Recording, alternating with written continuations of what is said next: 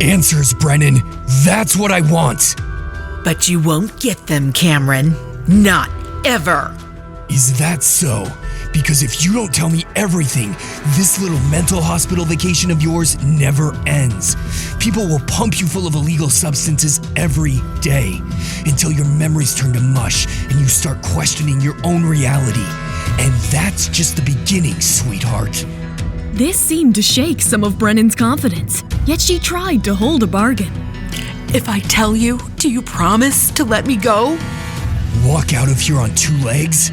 Maybe, but I only want the truth. No lies, no half-truths. Fine. That night, 4 years ago, I slipped something in your drink. I was supposed to, finish the job, but I got a little occupied. By the time I got to the hotel, I saw a woman leaving your room. It was Brenda. Brenda? My Brenda? You're saying I slept with my own wife and I don't remember it? Yeah. The sight of that woman practically leaving your bed drove me insane.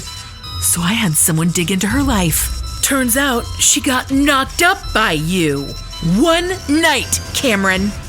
This nobody was carrying your air. Brennan's face shined with a cruel smile while Cameron remained immovable. But even the little tramp had some backbone. Unmarried, barely out of school, yet she kept the kid.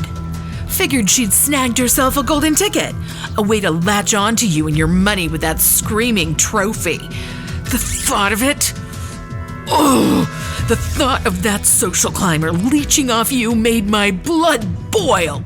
What did you do? Seems that little gold digger wasn't as clever as I thought. Because she wouldn't get rid of the child herself, I decided to help her. So on a rainy night, I hit her with my car. Cameron's body tensed with barely contained rage. She was bleeding so badly, I thought she was dead. But she wasn't. She clung to me, begging me to save her child. But why should I save it when I was there to get rid of it? So I kicked her. Hard. She lay there crying and pleading. It was satisfying. Cameron clenched his fists so hard his knuckles turned white, but Brennan didn't seem to notice. The child must have been strong. Despite what I did to his mother, he survived. She gave birth to him on the side of the road and then passed out. I planned to ditch the baby, but seeing he was a boy and remembering your belief about the girl that night, I brought him to you. I thought you'd accept me for the sake of the child, but I underestimated your heartlessness. Her voice cracked, and she let out a choked sob. Before Brennan could say anything else, Cameron lunged at her, grabbing her throat. No! You think you can destroy lives and not get paid? You've underestimated more than just my heartlessness. Just then, the door burst open and Harry rushed in. He saw Cameron's hands around Brennan's neck. Cameron, calm down. You know we gotta keep her alive. Meanwhile, as Brenda stepped off her flight, she encountered a familiar face. Brenda! Brenda! Brenda turned and was surprised. Brenda, you are running as if you don't know me. It's me, Stacey, your sister. The truth hit Brenda like a ton of bricks. She struggled to process the sudden intrusion from her past. I don't have a sister. How can you forget? We lived together until about 10 years ago. Stop it! Didn't I tell you I don't have a sister? But I don't want to see you again. Don't bother me. Otherwise, I can't guarantee I won't slap you the next time I see you. Brenda, barely composed, clenched her fists. As she left, Julie, Stacey's mother, approached. I think she still hates us. no, she's looking down on us because she's with Kent. Let her be proud. When I marry Cameron, she'll be nothing. Why keep bringing up Cameron? You're not planning to compete for her man, are you? Why not, Mom? Didn't you snatch Dad from the other woman? I am just repeating history. But Brenda doesn't want to see us anymore. How would you step into her world? It's easy. If she doesn't want to meet us, she still has to meet Dad, right? Yeah, blood is thicker than water. I don't think she'd turn her back on her own family. And a plan was formed in a hushed tone. That night, Cameron arrived in Portland to meet Brenda. If I tell her now, she'd be disturbed and mess up in the competition. I'll wait till she is done. Cameron, what are you doing here? Aren't you supposed to be in LA? I was missing you. I have a surprise for you tomorrow. The night passed in a mix of passion, lust, and love. The next morning, Cameron waited till Brenda left before he pulled out his phone and dialed a number. Luca, I want you to check something for me. At the competition venue, Brenda stumbled upon a secret conversation between the executive director and Donna. You promised Brenda wouldn't make it. What happened to your guarantee? Donna, you agreed to the task we gave Brenda earlier, and you agreed that it was very difficult. Who would have thought she'd make the front page of Beauty Weekly? I spent so much money to buy the video from Scarlett's ex-boyfriend. The scandal only lasted a day before disappearing without a trace. In the end, Brenda redeemed herself with that dress. Ugh. Now she's more popular than ever. Brenda instantly connected the dots. Donna was behind the scandal. Don't worry, the third round favors you. You'll make it to the finals, Miss Donna. Winning is all that matters. With Brenda here, I have no chance. There's still time to prepare.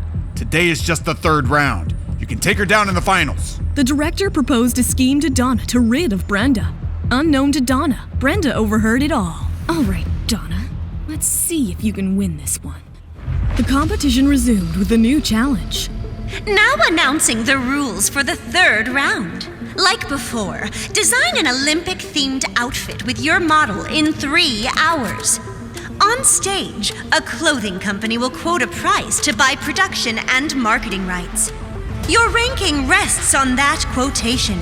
Understand? As the announcement ended, Brenda strode into the bustling backstage. Her eyes locked on Claire, the newly assigned model, munching on chips. All right, Claire, let's talk. Any ideas for the Olympic theme? Isn't that your job as a designer? But let's face it, even the most beautiful clothes won't flatter me. If I designed a dress for you that suited you perfectly, would you tell me what Donna said to you? How did you? How do I know? Donna's little chat with the director, I overheard it all. Mrs. Kent, that's nonsense. Nonsense? Or guilty conscience? I thought this competition would be fair, but it's rigged. Miss Dressler's family background scares you. Why the fear of offending her? Aren't you afraid of angering my husband? Are the Kents insignificant compared to the Dresslers? It's all a misunderstanding, Mrs. Kent. We'll do whatever you want. Let Donna win the round for now. I'll make her suffer miserably in the finals. Exiting the venue after the third round, Brenda was silently escorted by Cameron to a romantic dinner. Deep down, she sensed trouble closing in faster than she could handle. It seems too perfect to be real. We should come here often. I'll buy the place if you love it so much. Brenda, do you remember the promise you made to me? You said you'd tell me what happened 4 years ago, if you had the courage. Yes, I remember, but why bring that up now? I want to hear about what happened to you. Will you tell me? Would Brenda finally open up about her past? What is Stacey's plan? How would Brenda compete with the Dresslers? Hi, Brenda here. Hope you are loving Love Bargain. Keep following us as we release a new episode of Season 1 daily on YouTube. You can jump the queue and unlock all seasons of the audio series by installing the Pocket FM app now. Just click on the link in the description. To watch the next episode of Season 1, tap here, and to watch the full Season 1, click on the playlist.